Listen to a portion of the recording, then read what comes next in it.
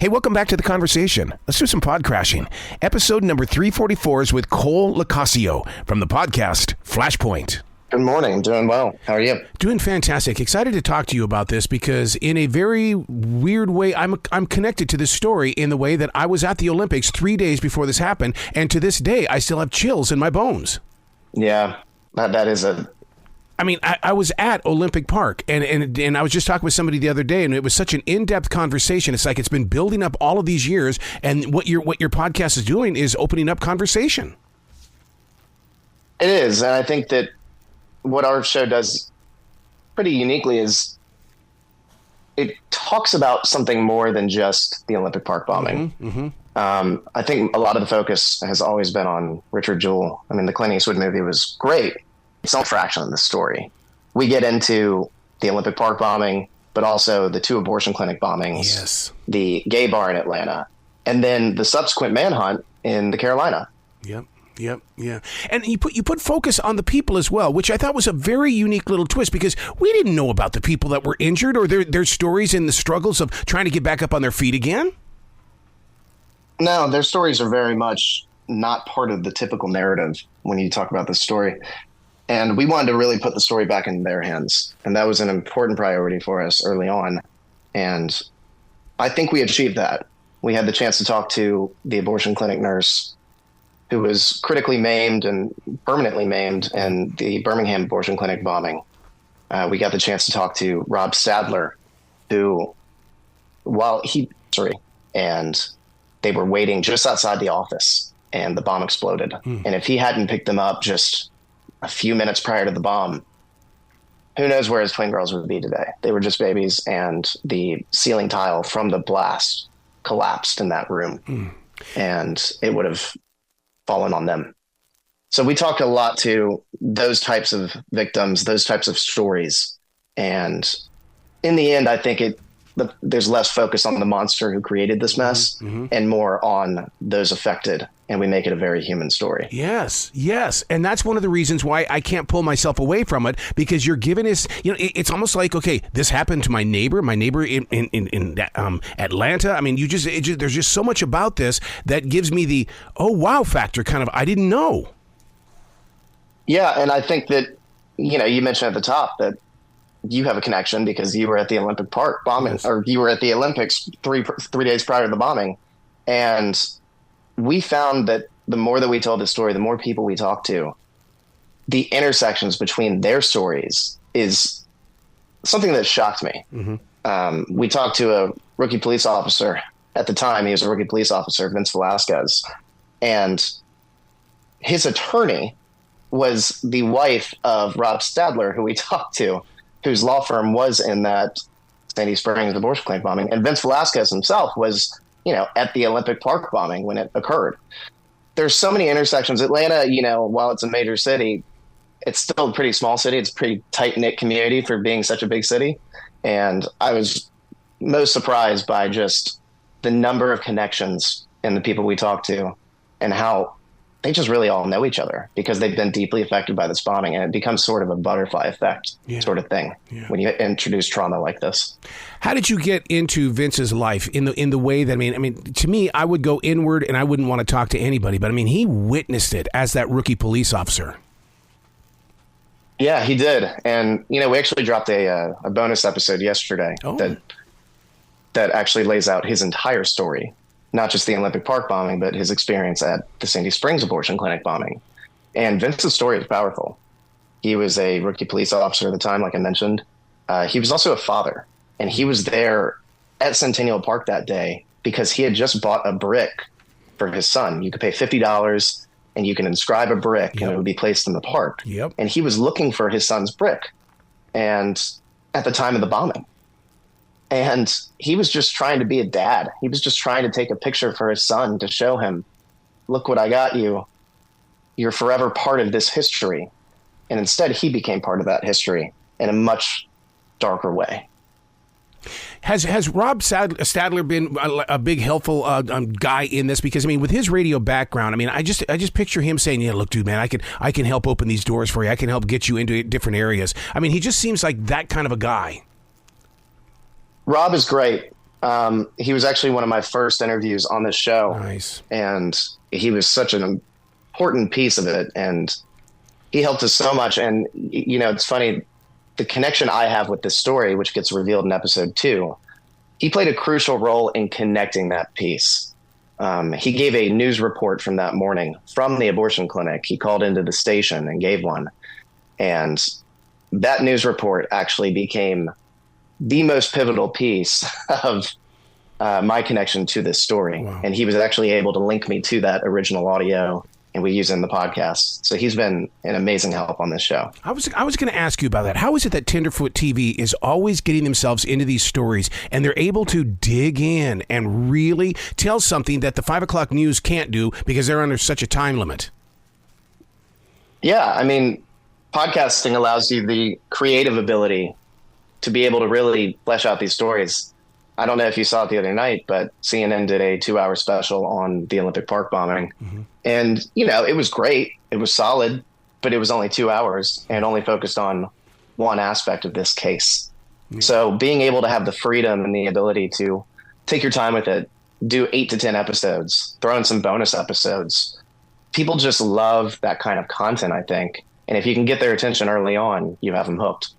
All of these bombings connected. It just shocks me when you say that was a 2-hour special on CNN, and inside my mind, I know how long it took to get Eric Rudolph under control, and I mean, all these bombings came together as one. Yeah, and you could certainly spend 2 hours on just any piece of this story alone. I mean, for example, we spent 2 entire episodes on the manhunt part of this, which lasted 5 years in Western North Carolina. So, yeah, you hit the nail on the head there. 2 hours certainly does not do it justice. I got to tell you, here in the Carolinas, when we heard that he was up there in that forest, we knew it was going to be a tough trip because we just know those mountains very well. Yeah, we actually had the chance to visit Topton, the Murphy, Andrews area. And, just being about 2.5 hours, a little under 2.5 hours from Atlanta, it was such a shock to me. Mm-hmm. It is so beautiful. And I had never been up there. It's just past the Blue Ridge Mountains. And the Nantahala National Forest is some of the most beautiful, luscious land I've ever seen. Yeah. And it's easy when you visit it to see with your own eyes just how easy it is to get lost in that forest, whether you want to or not. Yeah. And Eric Rudolph wanted to. Oh, yeah. I've been through some of those forests where they actually have forest rangers that come walking out there going, how long you guys been out here? The sun's going down a little bit. You might want to go the other way. Yeah. So here's the strange twist of why I think I might be connected to this story is that being from the state of Montana, we had the Unabomber up there. We knew that Ted Kaczynski was up there. And so I honestly thought that the bomber down here was Ted Kaczynski. I really did. Yeah. Because there was so much of it that was the same. You know what I mean? There is. And actually, we talked to an FBI agent, former FBI agent, Terry Turchi. Yes. And Terry's great. He worked the Unabomber case. And I think it was 1 week after that case wrapped, he had to turn around and go to Western North Carolina. He was looking forward to time off with his family. And the FBI said, no, need you on a plane, need you in Atlanta. And then from Atlanta, he got sent to Western North Carolina for a few years. So there are a lot of connections to that story. So it's funny you bring that up. Did you get to dig into Terry's notes, though? His notes about which story? I would love to see what he really, when he sat down and decided that his focus was now on this Eric Rudolph story, I would love to see what he put in his notes that gave him the path that he was going to take and the walls that he met along the way. Well, I will say, I'm not sure anybody had a path. I'm not sure anybody had even a scent of where he was. And Eric Rudolph, as we know in hindsight now, was just sometimes even within a football field distance away. Yep. But at that time, nobody had a clue where he was. However, credit to all those FBI agents on the ground there. They, the entire time, knew that he was in those forests. Even when there was speculation that Eric Rudolph went overseas, he went to Mexico, he went anywhere else in America, they knew he was there. They knew that that was his home, and he wanted to stay there. He was most familiar with that territory. And they were right. When creating the podcast, and I believe that continuity is everything, but when you're getting all these interviews, are you building the story as it's going? Because where along the line did you get the confidence to go ask Dana Ford questions or to even bring Dana into this story? Yeah, I mean it's one that I thought I had an idea of before I started doing these interviews. Yeah. But the more interviews you get, the more story that you start to build, it just kind of turns itself on its head. So the story I had from day one, when we first started doing production on this podcast, is vastly different than the story we have today. And the story we have today is even vastly different than we had it even 6 months ago. Mm-hmm. So every single interview you get, every additional piece, you kind of have to start to change your story, and you have to be willing to adapt based on those interviews. God, I would love to see some of your conversations with those people at Tenderfoot when you do that, because it's like, okay, guys, we have this, but I got this. Can we put this in there instead? Because it's got to be twisty curvy.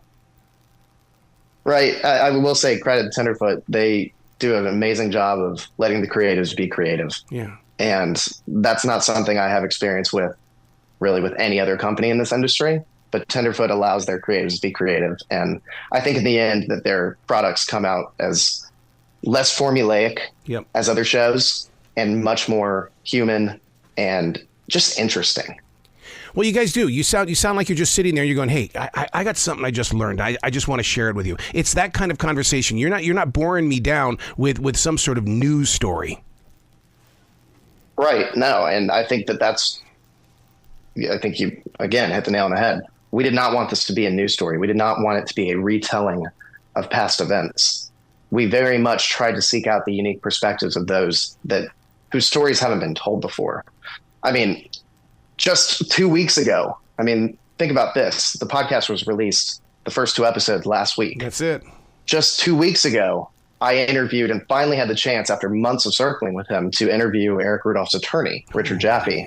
And thankfully, he's going to fit in later in the show. But, we had to build out an entire block for him later in the show because, we have to include him. That's such a great perspective. So it's one of those things that you just constantly have to be evolving, and you constantly have to be ready and on your toes to change the story at a moment's notice. I would love to see what law students are going to do when they react to that interview you've got with him, because Mr. Jaffe had to make a decision that he was going to take on such a case like this. And for you to get this close to it, oh my God, I just can't wait to hear that. It was an amazing interview. And like I said, I tracked him down for months. I was persistent, and he doesn't give a ton of interviews. I think that sort of makes sense. Eric Rudolph actually he waived his attorney-client privilege for whatever reason, and that's the only reason why Richard Jaffe is able to talk about this case today. But Richard is he has a very unique perspective on this story. He himself is a Jewish man. Yep. Eric Rudolph was a known anti-Semite and proud anti-Semite. So very much like my own story, which listeners will be able to hear in episode 2, there's a paradox there. So Richard Jaffe kind of perfectly encapsulates the paradoxes that we detail in the show. Speaking of names when I was shocked to learn that was part of this podcast, Doug Jones. Okay, this guy, after all of these years, he's come out. Yeah, that was one of my favorite interviews, and that was done actually 2 years ago. I drove to Birmingham and sat down with Doug for about an hour and a half on a Saturday afternoon. And Doug's perspective here, and Doug was actually friends with Richard Jaffe, which again, another one of those things that's just really interesting because Doug was one of the lead prosecutors on this case as a U.S. attorney at the time. And he was up against his friend, one of his best friends, Richard Jaffe. So it's another one of those intersectional moments that we've talked about that, just really surprised me. Wow. What have you learned from doing this? Because you go in this as a student. You also go in there to get the information, but you're also very human and you take things in because it's going to help you out on the next podcast. What did you learn? I've learned a lot. I'm still pretty young, pretty fresh. I started this story when I was just 24 years old. Really? So I think that the amount I've grown personally and the amount I've grown creatively has changed so much in these 3 years. I've learned to always put the story back in the victim's hands. That's priority number one. Always make it a human story, because if you can get people to buy into the human story, then they will stick around for the true crime part of it. But it's always important to prioritize the human part over the true crime. Yeah. Somebody we haven't talked about, and I think we need to put focus on her because she's been a major part of this, Monica Kaufman. Oh, my God. You know, I mean, you talk about somebody who was hot on this trail. Monica was amazing, and she plays a big, big role in episode 1. She really paints a portrait of Atlanta like no one else in the show. Just an Atlanta legend. I loved having a chance to talk to her. And it was kind of like a full circle moment because growing up as a child, like you see Monica Kaufman on the TV. Yeah. Then 20 years later, you're sitting down with Monica Kaufman in a tiny little recording studio that's about 6x6. So it was a pretty amazing moment to be able to sit down with her. And she had such an awesome story to tell in episode 1. Because this story and this podcast continues to grow, are your doors wide open for other people who may have something about this story? Absolutely. One blind spot that we've had, unfortunately, are direct relatives to Eric Rudolph. Yeah. I had the chance to reach out and talk to his next door neighbor and father figure growing up. He was a very big influence on Eric Rudolph's life.